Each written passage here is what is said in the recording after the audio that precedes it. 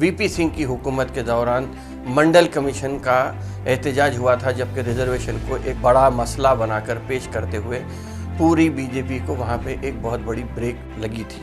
1992 में बिल आखिर बाबरी मस्जिद की शहादत के बाद 2 MP से 302 MPs पे आज बीजेपी अपनी हुकूमत कायम की है। असल मसला नरेंद्र मोदी हुकूमत का ये था कि वो विकास को लाएंगे, मगर विकास कहाँ गुम हो गया, विकास पैदा हुआ या विकास पैदा नहीं हुआ, ये भी अभी कुछ मालूम नहीं है। बल्कि विकास के अब्बा जान अभी विकास को ही ढूंढते नज़र आ रहे हैं, लेकिन फ़िरक़ा परस्ती को यकीनन पूरी हवा दी जा रही है।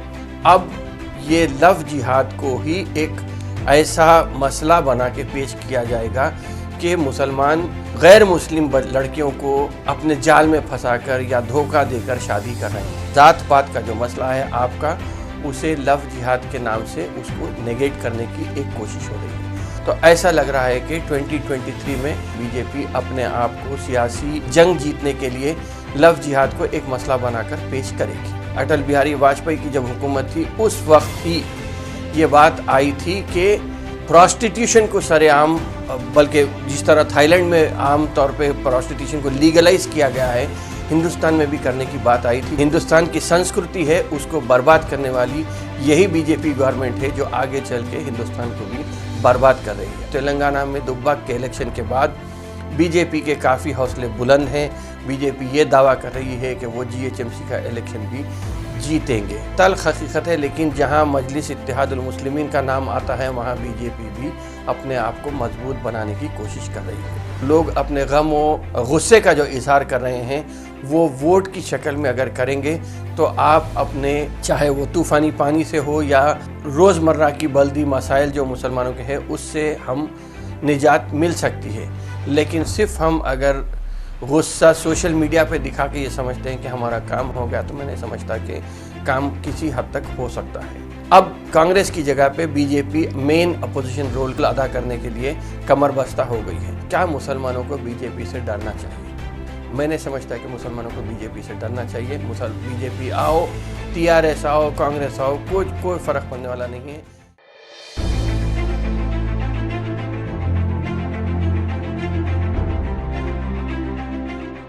अस्सलाम वालेकुम बुजुर्गों, दोस्तों और साथी नाजरीन, इस हफ्ते के फ़िक्र नज़र प्रोग्राम में आपका इस्तकबाल है। बात करेंगे जिस तरीके से फ़िरक़ा परस्ती बढ़ती जा रही है, या बिहार इलेक्शन के बाद बीजेपी के जिस तरह हौसले बुलंद हुए हैं, अब तेलंगाना में भी, या बल्कि हैदराबाद में GHMC के इंतखाबात भी आने वाले हैं, तो किस तरह बीजेपी अपने आप को सबसे बड़ी जमात बनाकर पेश कर रही है और किस तरह जहर घोलते हुए फ़िरक़ा परस्ती का अपने आप को कामयाब बनाने की कोशिश कर रही है। अगर हम तारीख़ में जाएंगे तो 1984 में अगर देखेंगे तो इंदिरा गांधी के असैसिनेशन के बाद, या इंदिरा गांधी को हलाक कर देने के बाद से बीजेपी ने जिस तरह अपना एक आगे बढ़ने की, जो तरक्की करने का जो फार्मूला बनाया है, उसे एक रोक लगी थी 1989 में, जब वीपी सिंह की हुकूमत के दौरान मंडल कमीशन का एहतजाज हुआ था, जबकि रिजर्वेशन को एक मुद्दा बनाकर या एक बड़ा मसला बनाकर पेश करते हुए पूरी बीजेपी को वहाँ पे एक बहुत बड़ी ब्रेक लगी थी।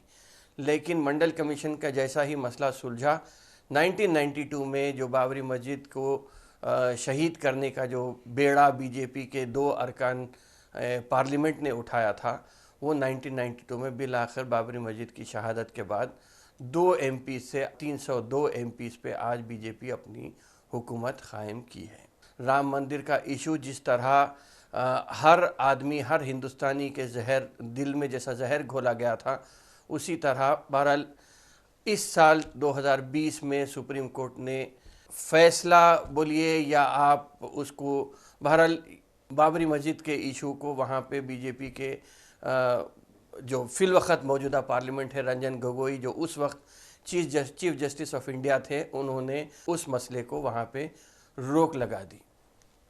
असल मसला नरेंद्र मोदी हुकूमत का ये था कि वो विकास को लाएंगे, मगर विकास कहाँ गुम हो गया, विकास पैदा हुआ या विकास पैदा नहीं हुआ, ये भी अभी कुछ मालूम नहीं है। बल्कि विकास के अब्बा जान अभी विकास को ही ढूंढते नज़र आ रहे हैं, लेकिन फ़िरक़ा परस्ती को यकीनन पूरी हवा दी जा रही है। अब ऐसा लग रहा है कि मंदिर का इशू जब जैसा ख़त्म हुआ, या बाबरी मस्जिद राम मंदिर का इशू जैसे ही सेटल हुआ, मंदिर बनाने में तेज़ी आ गई है। किस हद तक या कितनी जल्दी मंदिर बनती है वहाँ पे, ये देखना अभी तो आगे मुस्तकबिल में उसको देखा जाएगा।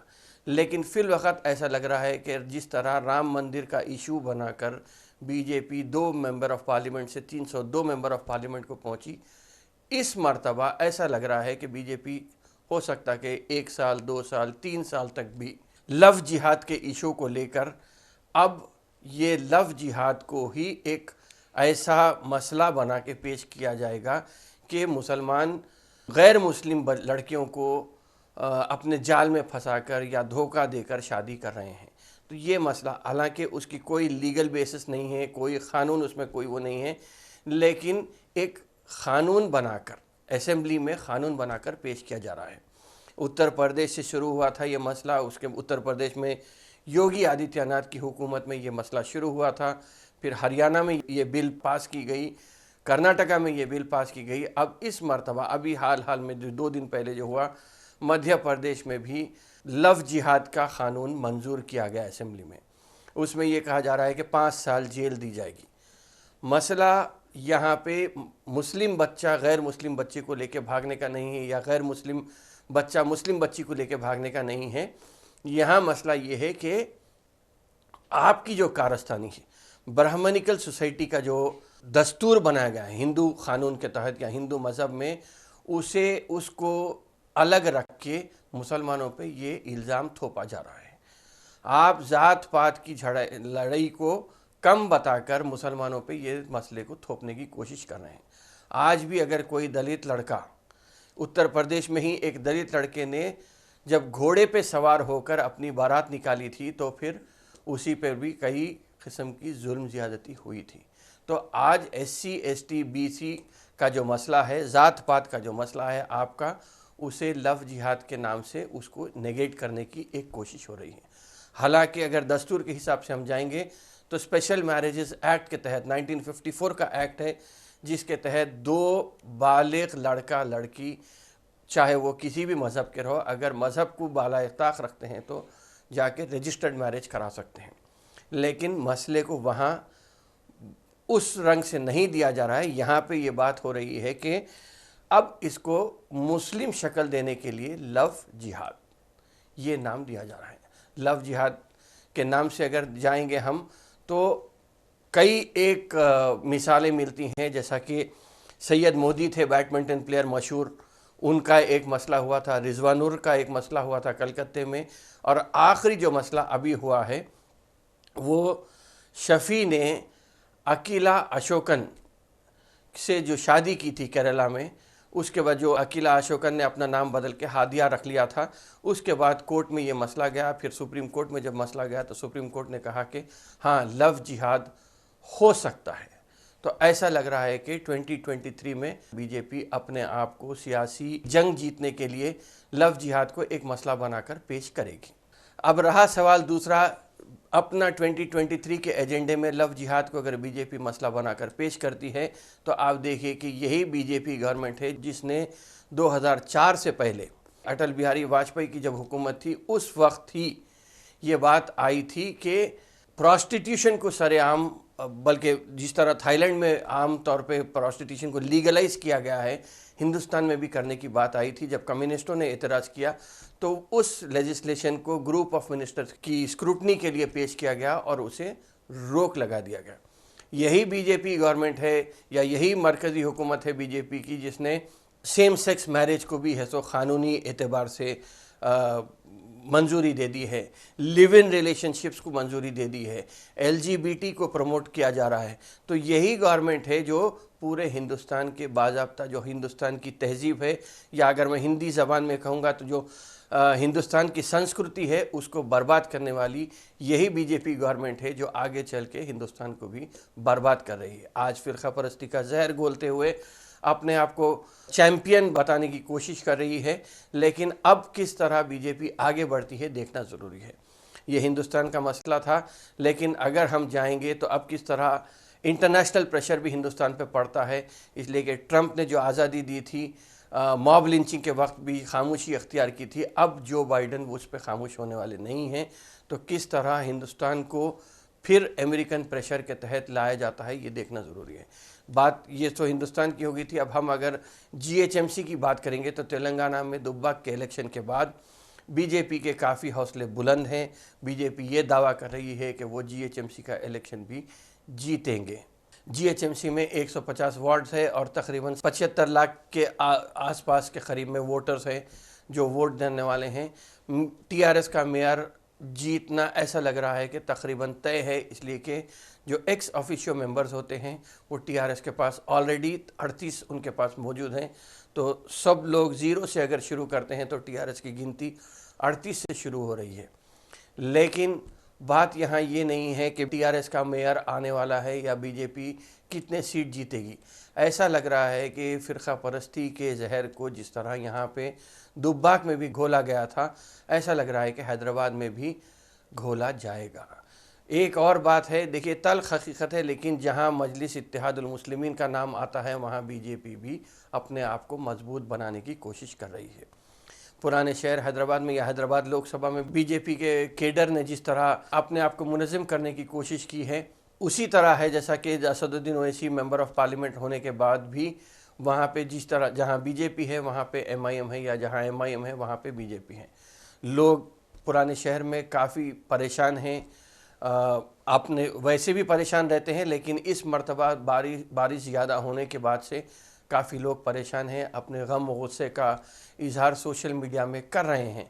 लेकिन क्या अपनी आपकी ज़िंदगी के आप 5 साल फिर यूं ही बर्बाद करेंगे?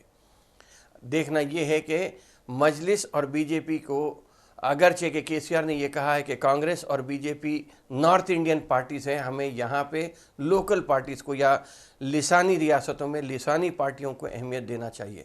तो अगर लिसानी पार्टियों को अहमियत देना चाहिए तो यहाँ ऐसा लग रहा है कि अब जीएचएमसी का इलेक्शन टीआरएस वर्सेस बीजेपी होने वाला है डायरेक्ट, इसलिए कि कांग्रेस ने पहले से ही ऐसा लग रहा है कि हार मान ली है, या कांग्रेस के पास कायदीन की कमी है, पॉलिसी की कमी है, या हो सकता है कि तशरीई एतबार से वो कम हो जाएंगे। लेकिन अगर बोगसिंग को रोकना है तो लोग अपने गम और गुस्से का जो इजहार कर रहे हैं वो वोट की शक्ल में अगर करेंगे तो आप अपने, चाहे वो तूफ़ानी पानी से हो या रोज़मर्रा की बल्दी मसाइल जो मुसलमानों के हैं, उससे हम निजात मिल सकती है। लेकिन सिर्फ हम अगर गुस्सा सोशल मीडिया पे दिखा के ये समझते हैं कि हमारा काम हो गया, तो मैं नहीं समझता कि काम किसी हद तक हो सकता है। टीआरएस के लिए लम्हे फ़िक्र इसलिए है कि टीआरएस जिस तरह बेताज बादशाह बनने की कोशिश कर रही थी, केसीआर ने जिस तरह कांग्रेस को ख़त्म किया है, अब ऐसा लग रहा है कि कांग्रेस को ख़त्म करके ये बहुत बड़ी गलती हुई थी, इसलिए कि अब कांग्रेस की जगह पे बीजेपी मेन अपोजिशन रोल अदा करने के लिए कमर बस्ता हो गई है।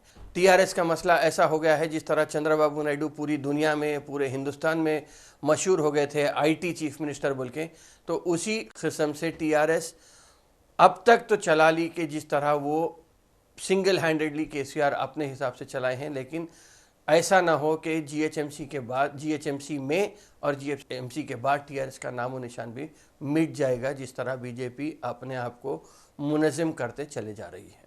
आखिरी बात मैं ख़त्म करने से पहले ये करूँगा, क्या मुसलमानों को बीजेपी से डरना चाहिए? मैंने समझता है कि मुसलमानों को बीजेपी से डरना चाहिए। बीजेपी आओ, टीआरएस आओ, कांग्रेस आओ, कोई फ़र्क पड़ने वाला नहीं है।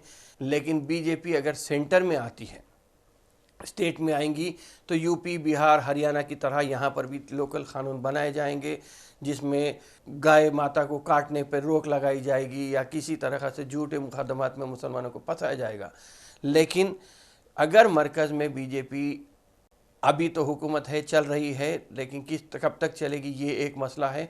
दूसरी बात यह है कि अगर 2023 के इलेक्शन में या 2024 के इलेक्शन में अगर बीजेपी मरकज़ में आती है, तो बीजेपी की जानिब से uniform civil code, population control bill और मैरिज एज के लिए एक बिल आने वाली है, जिसमें 20 साल की उम्र करने का प्रपोज़ल है, और एंटी कन्वर्जन बिल। इन 4 बिलों पर बीजेपी अमल करने वाली है।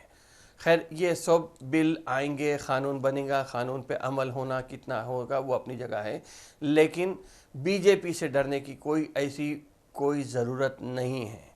मैं ये कहूँगा कि जिस तरह ये कहा गया है कि सुबह की नींद या सुबह तक देर तक सोने से इंसान के हौसले कमज़ोर होते हैं, उसी तरह हम अगर सही तौर से अपने आप को मुनज़्ज़म तौर से सही किस्म से डिसिप्लिन ला के अपने आप को बराबर करते हैं, तो मैं समझता हूँ कि हमें किसी से डरने की ज़रूरत नहीं है। लेकिन अगर जो बेरारवी की ज़िंदगी हम फिल वक्त गुज़र रही है, अगर एक हफ़्ते का बल्कि 10 दिन का डेटा अगर मैं आपको दूंगा, तो किस तरह से हम जुए के केसेस, शराब के केसेस, गांजा पीने के केसेस, क़त्ल गारतगिरी के जो केसेस हो रहे हैं, मुस्लिम माशरे की बात कर रहा हूँ मैं, तो उस पर रोक लगाने के लिए अपने आप को सही ढंग से हम अगर इंसान बनते हैं और सच्चे मुसलमान बनते हैं, तो ही मैं समझता हूँ कि अल्लाह ताला की हमारे पर रहमत होगी।